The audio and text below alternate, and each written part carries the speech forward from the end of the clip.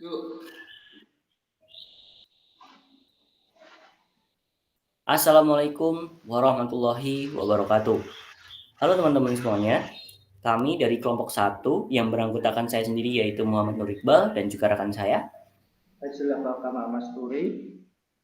Baik, di sini kami akan membahas dua metode utama dalam optimasi, yaitu pemrograman linear atau linear programming dan juga pemrograman dinamik atau dynamic programming. Ya, kami juga akan menyajikan contoh yang relevan untuk memperjelas konsep-konsep. Dengan memahami kedua metode ini, kita dapat melihat pendekatan yang paling sesuai untuk berbagai permasalahan optimasi di dunia nyata. Yuk, selanjutnya Mas Iqbal. Baik, saya akan mulainya dengan pemrograman linear. Uh, kita akan mulai. Jadi pemrograman linear atau yang bisa kita singkat dengan kata PL itu adalah sebuah teknik optimasi berbasis model matematis di mana hubungan antara variabel keputusan dinyatakan dalam bentuk persamaan atau ketidaksamaan linear. Metode ini bertujuan untuk memaksimalkan atau meminimalkan suatu fungsi objektif dengan mempertimbangkan kendala yang ada. PL atau pemrograman linear itu sendiri banyak digunakan dalam perencanaan bisnis, industri, ekonomi, di mana itu akan mengoptimalkan sumber daya yang terbatas. Nah, karakteristik dari pemrograman linear atau PL itu sendiri ada beberapa, teman-teman. Yang pertama, ada fungsi objektif linear, di mana itu berarti PL itu sendiri berbentuk fungsi matematis yang ingin dioptimalkan atau misalnya keuntungan atau biaya. Yang kedua yaitu kendala linear di mana sumber daya atau batasan yang harus dipenuhi dalam sistem. Yang ketiga ada variabel keputusan yaitu nilai yang harus ditentukan untuk mencapai hasil optimal. Dan yang keempat ada solusi optimal unik atau banyak solusi di mana itu bergantung pada sistem kendala yang ada. Nah, seperti apa sih contoh kasus pemrograman linear itu sendiri? Itu contohnya seperti ini, teman-teman. Katakanlah seperti ada sebuah pabrik makanan atau restoran cepat saji. Karena mereka ingin menentukan jumlah optimal produksi burger dan juga ayam goreng untuk memaksimalkan keuntungan. Nah, dengan pertimbangan keterbatasan bahan baku nih. Nah, data yang ada itu seperti ini. Yang pertama, keuntungan per burger atau tiap burger itu adalah Rp8.000 dan juga keuntungan tiap ayam goreng adalah Rp10.000, di mana sumber daya terbatasnya itu adalah pertama ada 50 roti, 40 daging sapi, 60 ayam, 8 dan juga 80 unit minyak goreng. Lalu setiap burger membutuhkan satu roti dan juga satu daging ayam, di mana setiap ayam goreng membutuhkan satu ayam dan dua minyak goreng.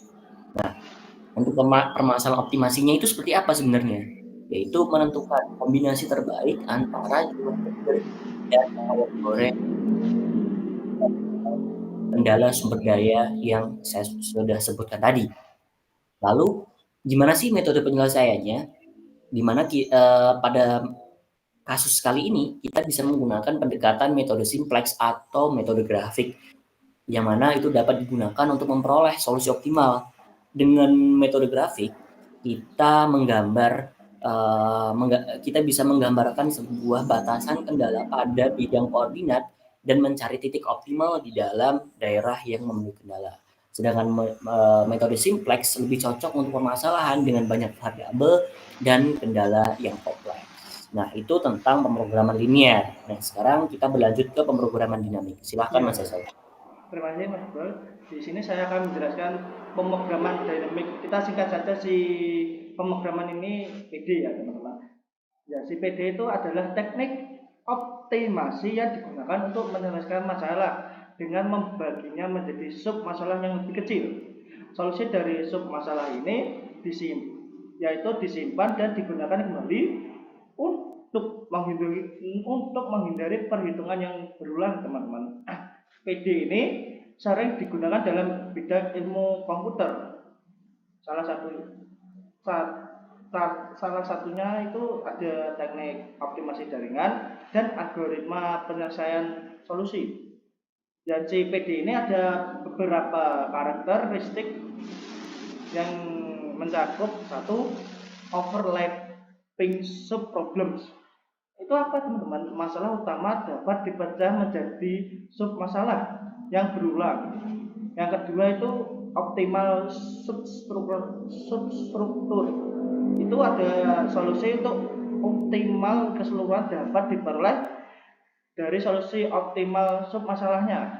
Yang ketiga itu memanfaatkan rekursi dengan penyimpanan hasil perhitungan untuk efisiensi teman-teman. Yang keempat itu dapat digunakan dalam berbagai permasalahan kompleks seperti perencanaan jangka terpendek, manajemen proyek, dan optimasi keputusan bertahap.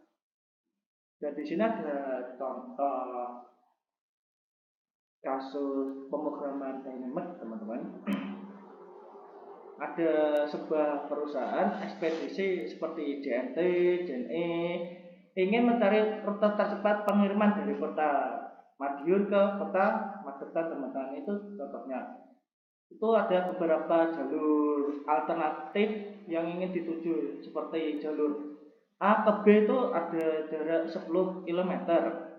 Yang selanjutnya ada A ke C itu 15 km dan B ke D itu 12 km dan C ke D itu 10 km dan D ke E 5 km. Dalam permasalahan ini ada penyelesaian masalah atau optimasi teman-teman, yang itu menentukan rute tercepat dengan biaya minimum. Ya tahu sendiri lah, bahan bakar sekarang mahal teman-teman. Dan sekarang ada kasus korupsi si Pertamina itu teman-teman. Gimana ini negara bisa maju teman-teman. Dan selanjutnya ada metode penyelesaian. Ada beberapa metode penyelesaian menggunakan algoritma seperti Dijkstra atau Flood-Warsaw. Itu mencari jalur optimal dengan mempertimbangkan jalur terpendek dari satu titik mencapai titik lainnya. Algoritma ini bekerja dengan mencari jalur terpendek satu persatu dari titik awal ke titik tujuan. Seperti apa ya Bu? Gang tikus itu teman-teman. Sementara Warsaw itu mengkaji semua kemungkinan jalur sekaligus menjadikannya lebih efisien untuk jaringan lebih kompleks. Ya, selanjutnya ada perbandingan dan kesimpulan teman-teman. Baik, terima kasih atas penjelasannya Mas Ezel tentang pemrograman dinamik. Jadi sedikit aja tadi sudah disampaikan oleh Mas Ezel tentang contohnya seperti apa. Jadi pemrograman dinamik ini cukup cocok ketika kita gunakan untuk katakanlah salah satu contohnya itu untuk bisnis ekspedisi seperti itu ya teman-teman. Mengingat dengan berbagai kompleksitas kendala-kendala yang ada, apalagi tadi yang sudah disampaikan secara frontal oleh Mas Ezel tentang situasi adanya situasi politik seperti ini, itu juga cukup mempengaruhi hal-hal dari proses bisnis suatu perusahaan atau sebuah organisasi itu sendiri. Jadi dengan menggunakan algoritma seperti Dijkstra ataupun Floyd-Warshall itu bisa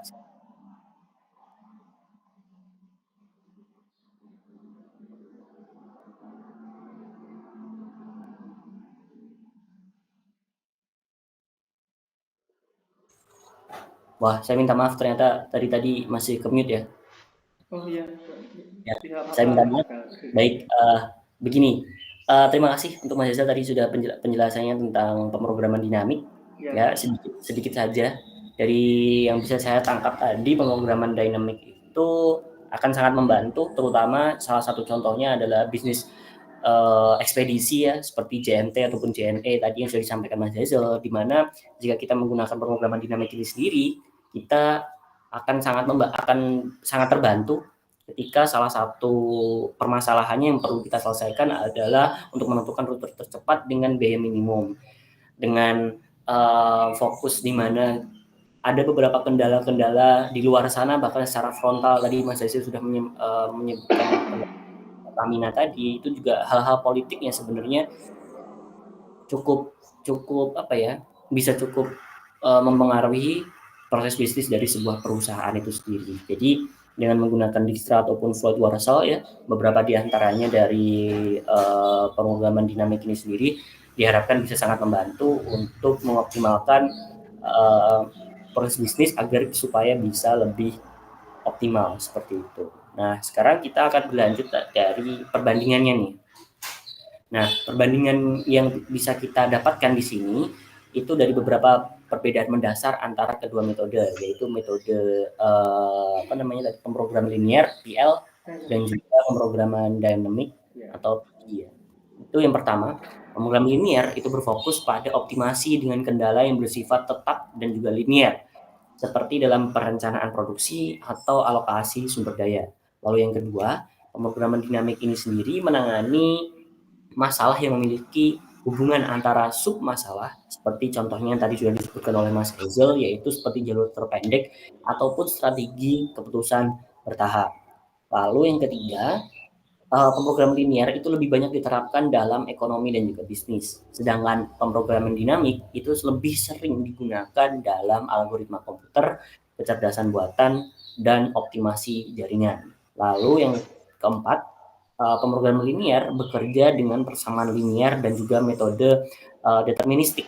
Sedangkan pemrograman dinamik itu menggunakan pendekatan rekursi dan yang mana itu lebih seringkali lebih fleksibel terhadap perubahan kondisi seperti itu. Ya, selanjutnya, jadi jika kita atau teman-teman menghadapi masalah optimasi dengan sumber daya yang terbatas yang dinyatakan dalam hubungan linear, gunakan aja pemrograman linear. Namun, jika masalahnya dapat dipecah menjadi tahapan kecil yang saling berkaitan, gunakan pemrograman dynamic. Sebagai tambahan itu, banyak masalah optimasi di dunia nyata dapat menggabungkan kedua metode ini. Misalnya dalam industri logistik tadi, pengiriman pemrograman linear dapat digunakan untuk menentukan jumlah optimal dalam kendaraan yang digunakan, sementara pemrograman untuk dapat diterapkan untuk mencari rute tercepat di setiap pengiriman. Baik, itu terima kasih atas kesimpulannya yang sudah disampaikan Mas Hazel. Jadi pemrograman linear maupun dinamik itu sendiri memang bisa kita gunakan untuk istilahnya sendiri-sendiri. Ada bisnis ataupun hal-hal yang bisa kita gunakan. Kita hanya menggunakan pemrograman linear pun ada sendiri yang menggunakan pemrograman dinamik ada. Tetapi tidak menutup kemungkinan kedua metode ini bisa digabungkan, di mana salah satunya seperti yang sudah disebutkan tadi, pemrograman linear itu digunakan untuk mengoptimalkan kendaraan yang ingin digunakan, dan sementara untuk yang pemrograman dinamik itu bisa diterapkan untuk mencari rute tercepat di setiap pengiriman pada bisnis ekspedisi seperti itu. Jadi itu sedikit penjelasan dari kami tentang pemrograman linear dan juga pemrograman dinamik sebagai metode optimasi. Semoga materi ini dapat membantu pemahaman teman-teman dalam mata kuliah riset operasi. Jangan ragu untuk bertanya jika ada yang kurang jelas, teman-teman. Ketik satu untuk bertanya, teman-teman. Siap. Jadi teman-teman, jika ada yang ingin ditanyakan tentang kedua metode ini, bisa disampaikan di kolom komentar. Nanti kami akan menjawab dengan sejelas dan sedetail mungkin. Terima kasih sudah menyimak video kami. Sampai jumpa di video berikutnya. Assalamualaikum, sampai jumpa. Sampai jumpa.